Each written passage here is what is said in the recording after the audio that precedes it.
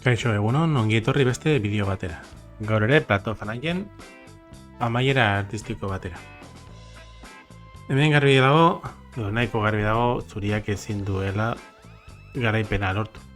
Zergatik, alfiak eta zaldiak kontrolatzen dutelako laukin beltz guztiak. Beraz, gareki dago, naiz eta ariketa ez ezan, esaten du, baina naiz eta ez ezan, zuriak berdinketa lortu egin behar du. Eta, ia beti bezala, nolabait erregitu eta lortu egin behar du. Beraz, lehenengo mugimendua zentzurretan nahiko erraza da, dela.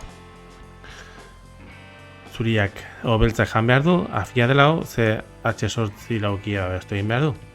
Gerain, H8 dama berdin. Alfia H8. Erregea H7, eta kaso hau da mugimendu eskutuena. Zergatik, alfiak noskien mugitu egin behar du, alfia F6, E7. Eta hemen dator erregitota. Ze zaldia E7, errege itota.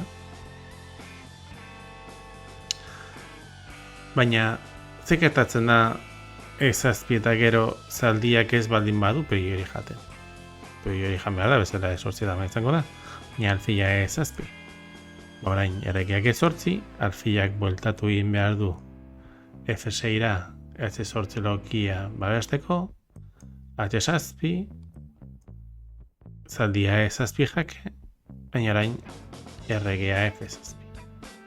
Eta alfiak ezin du aldi berean H8 laukia babestu eta zaldia babestu. Eta hau noski, berdin duta dago.